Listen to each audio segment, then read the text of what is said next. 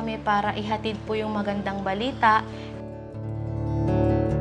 Ika-6 ng Oktubre nang humingi ng tulong ang anak ni Elena Bubis na si Cynthia Bubis sa Ako Bicol, Tabang, Ora mismo. Kwento niya sa ating programa, nagkaroon ng stage 3 breast cancer ang kanyang ina. Dahilan para magsara ang kanilang maliit na tindahan na kanilang pinagkukunan ng pang-araw-araw na pangangailangan. Dagdag pa niya, hirap na rin sila sa gamutan ng kanyang ina dahil wala naman silang maayos na mapagkukunan ng pera para sa pangangailangang medikal ng kanyang ina.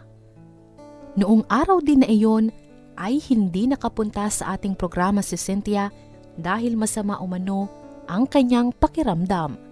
Dapat partner ay nandito ngayon sa ating studio si Cynthia, subalit hindi siya nakapunta dahil masama ang kanyang pakiramdam. Pero kahit wala siya dito, ay tutulungan pa rin natin partner ang kanilang problema. Pero ang ating programa agad na nakipag-ugnayan sa tanggapan ng Department of Social Welfare and Development.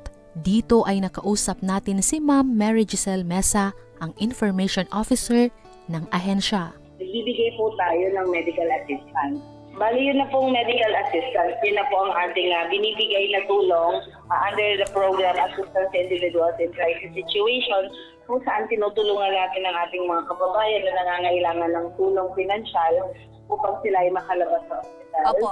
Or matugunan o makabili sila ng mga gamot na regular nilang kailangan.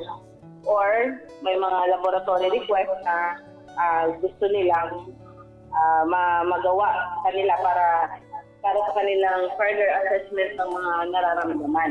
Nakipag-ugnayan na rin ang ating programa sa tanggapan ng Malasakit Center at Ako Bicol Party List. Pinapangako po natin lahat, Sir Jos, na gagawin po natin na ang lahat para matulungan po ang pasyente. Dalhin po lang po sa akin sa Malasakit sa BRTPH yung pasyente at tutulungan po natin siyang i-secure ang mga documents na kailangan para maibigay po ang tulong na dapat ibigay sa kanya. Hindi man nakapunta ang anak ni Nanay Elena sa mismong araw ng programa, agad namin pinuntahan ang bahay ni Nanay Elena upang iabot ang tulong sa kanya.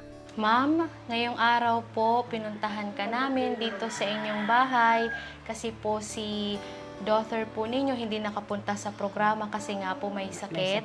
So ngayon po, nandito po kami para ihatid po yung magandang balita na kayo po ay mayroon ng schedule sa DSWD at matutulungan po kayo ng Malasakit Center ng inyong pampachemotherapy na inyo pong hinihingi sa programa.